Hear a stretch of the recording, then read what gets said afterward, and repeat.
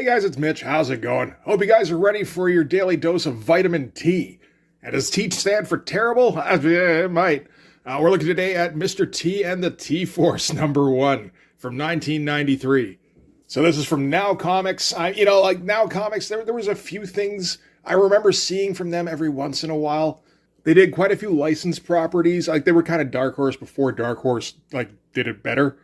So Now Comics kind of lived off Real Ghostbusters and Married with Children. And the cover I remember specifically was off of Terminator.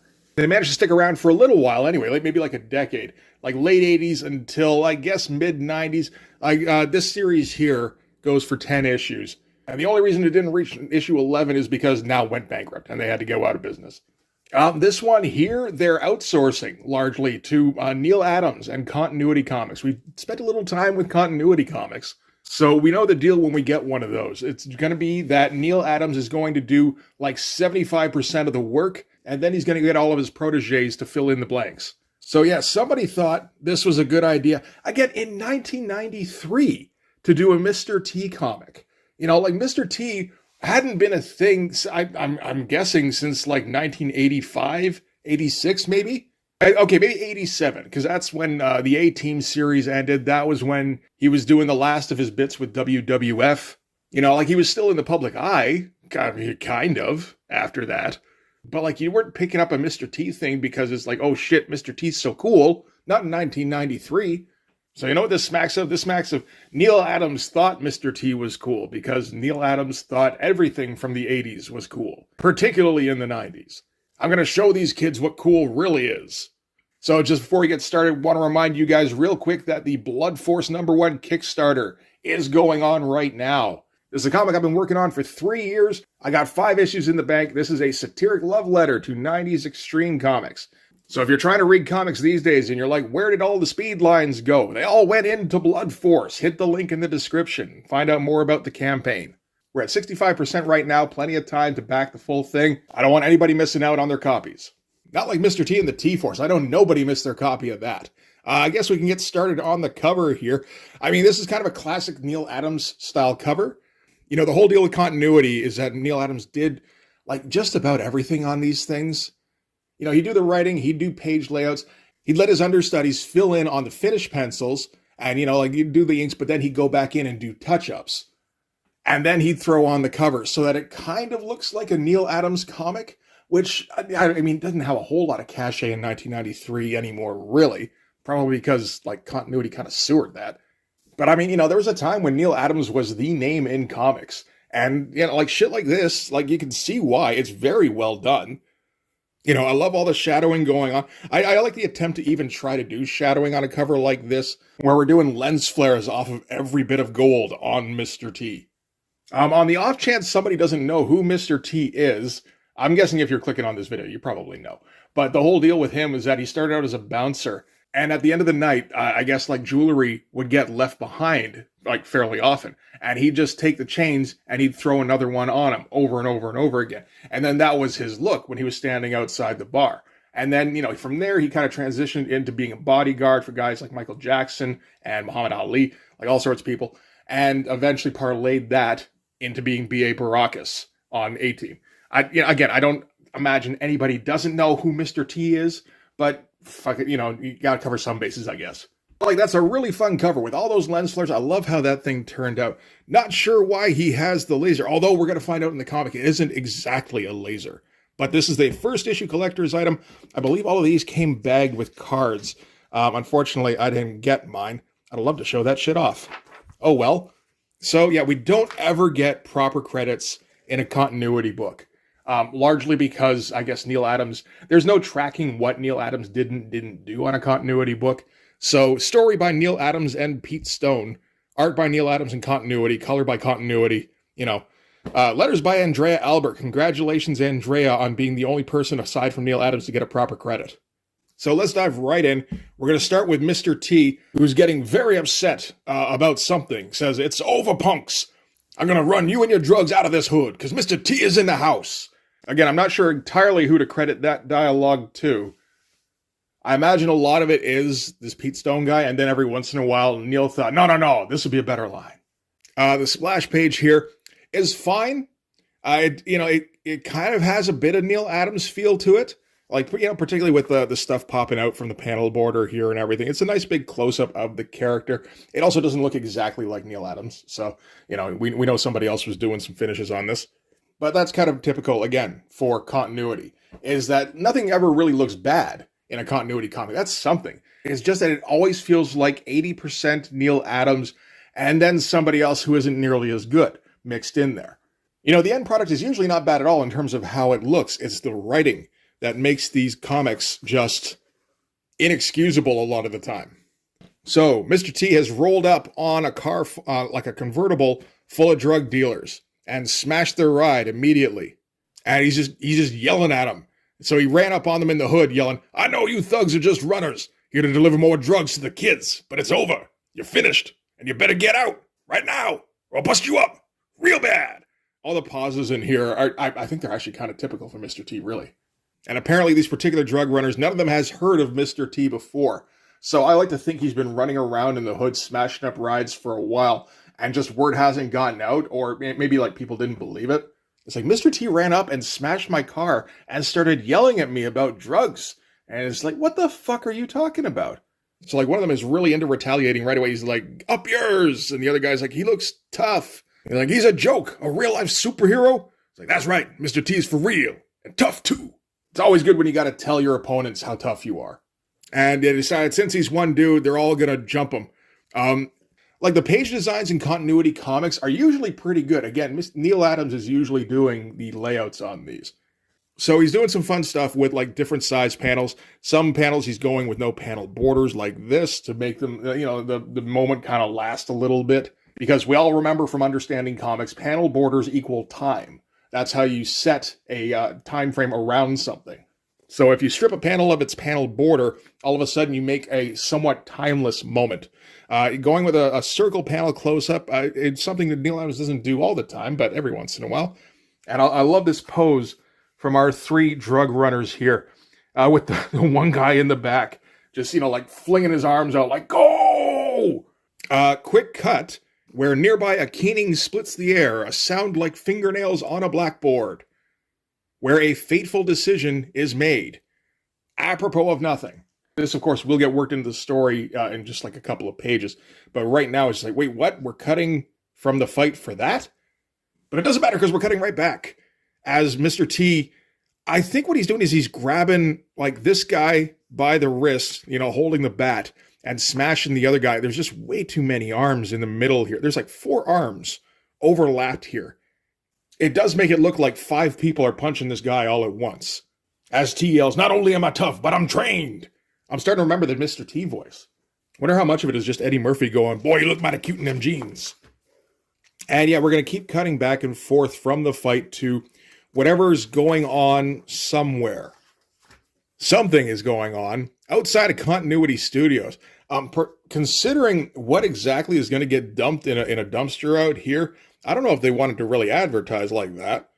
The fight keeps happening. Again, like fun layout stuff here. I never really have too many complaints about how a continuity page looks. There seems to be a bit more Neil Adams on this page than on some of the others, like particularly that opening splash, I think. So I guess he's managed to take out, I don't know, 1 or maybe 2 guys. I mean, he quadruple punched this guy here. I imagine he's out for a little while. He's backing down the driver here, who doesn't want anything to do with him, and all of a sudden gets shocked from behind and falls forward on the car going, "Come on, sucker. That's the best you can do." And like, it's just, this whole thing feels very senseless. Where Mr. T, is just like beating up random dudes. And it's like, okay, I can get behind that. But it like gets very intense. There's so much yelling going on. Quick cut back to that dumpster where, again, more sounds are coming out of it. And then back to the Mr. T fight where more gangsters have shown up. Guy in the middle here says, "You've been making a lot of noise in the hood, T, busting up my runners. We're going to have to do some hard talking on your head." Neil Adams' love of ellipses, it just makes everything even more awkward. There's usually a lot of awkwardness in these comics. So seeing that these particular thugs are armed with guns and not bats that he can grab and, multiple man into lethal weapons, Mr. T pulls out his own like laser gun looking thing. And the head gang guy here, apparently is not impressed, and he needs to yell very loudly about how unimpressed he is. He's like, we got a whole lot more firepower, chump. We can talk a whole lot louder in UT. That's one gun. We got 3. He's very stoked on his math skills. And like, it's a weird moment, because like, why did Mr. T bring out a gun? He's like Luke Cage. He can like bench press the convertible here, undoubtedly. I'm just remembering now that Neil Adams did draw a killer Luke Cage ad back in the day. But anyway, Mr. T reveals that this isn't a gun. T doesn't carry guns. It's a video camera. And so he's gonna film these guys as they shoot him. And boy, that'll fix them. Except that seems to kind of stun them for a moment. And he's able to grab the whatever this gun is meant to be off of this guy here. He says, I'm taking more than your pictures. Oh yeah, they also do the Green Hornet at Now Comics. A lot of Green Hornet. And T swings the gun and takes out the guy he stole it from, going, you're slow and stupid. I'm going to put you 3 down. Easy. Great looking panel. Great angle he chose for that.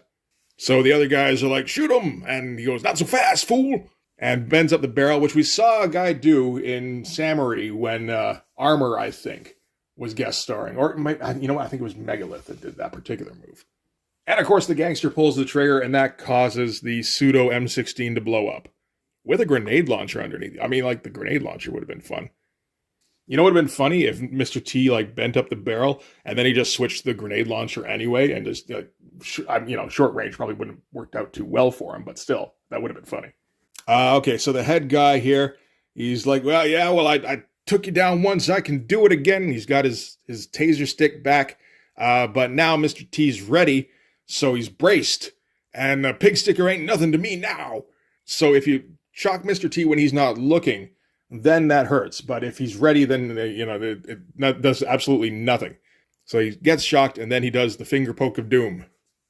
And we're doing more circle panels. Maybe I'm just wrong about the number of circle panels in Neil Adams books. And so, just Mr. T and the driver are left. Driver's the one who was kind of hesitant at the beginning. So I guess Mr. T feels like kind of taking it easy on him. Plus, he's got nobody else's arm left to beat this guy with, I guess. And that's when Mr. T hears something. And he's like, wait, are you talking to me? Are we friends? Mr. T grabs him by the shirt and drags him over, goes, come on, brother, you're coming with me. Oh, I'm slipping more into Hulk Hogan now. There is a correlation there with WrestleMania and everything. And they hear the sound coming from the dumpster. So Mr. T throws up the dumpster lid and finds the thing that was making the noise. And the thing that was making the noise was a baby. Somebody tossed a baby in continuity dumpsters, because I guess that's where you put those. And Mr. T says, how can a person not see the gold, the precious gold, in this?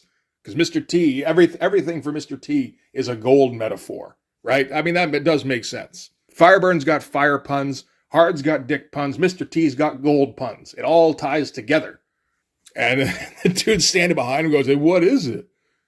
Because he's never seen a baby before. And Mr. T goes, it's a crack baby! Fool!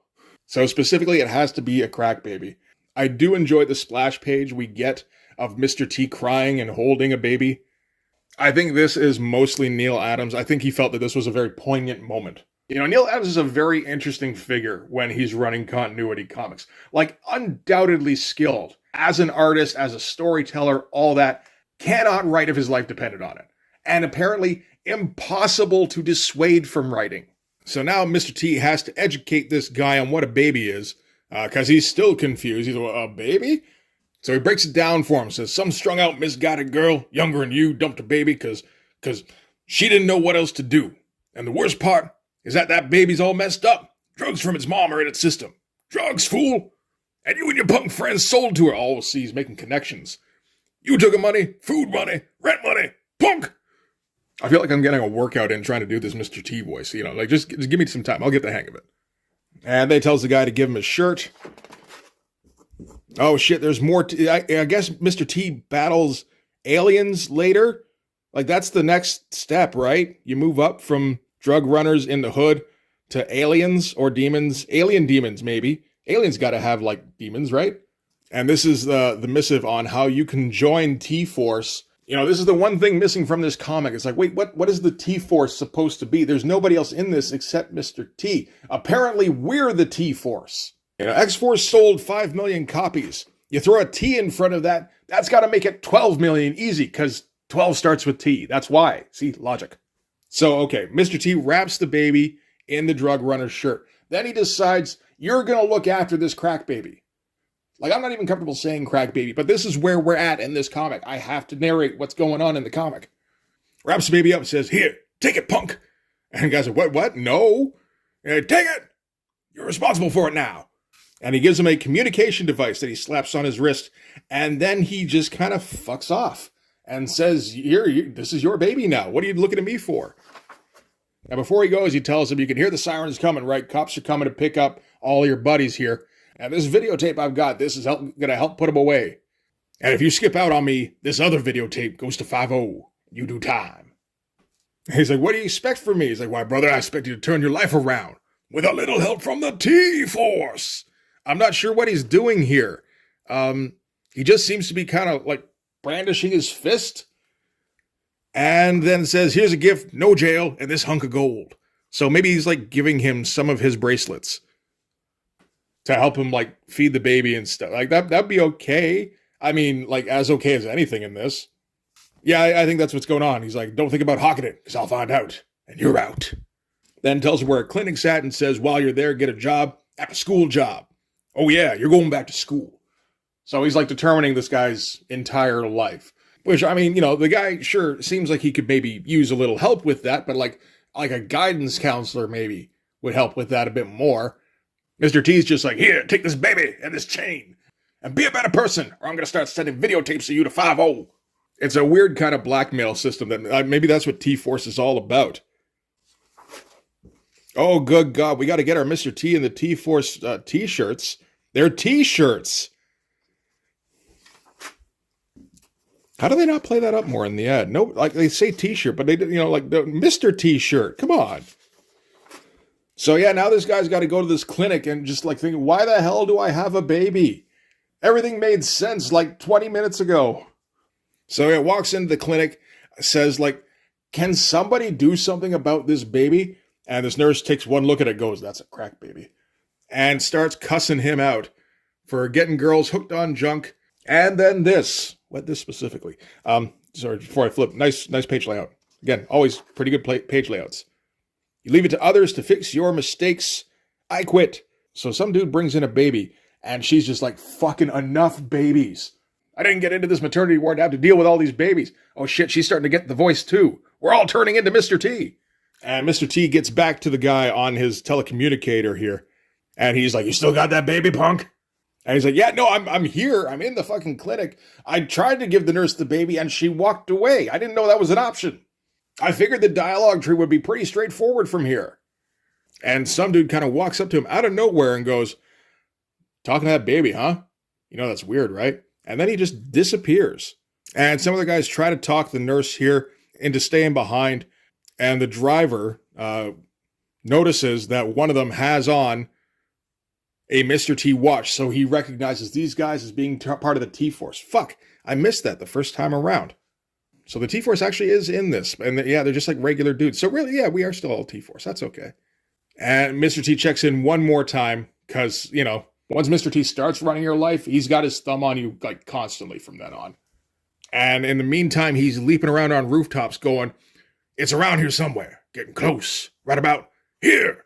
And I guess he jumps through a roof and finds some big ol' Jack Kirby design looking dude who goes, you are the one who has delayed the planting. And Mr. T says, look at the size of this bad boy.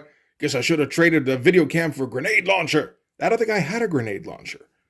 And that's where this ends. That's the end of the issue right there. Mr. T beat up drug dealers, found a crack baby, rearranged some dude's life, and then found some giant Jack Kirby design looking guy. And all of that made sense.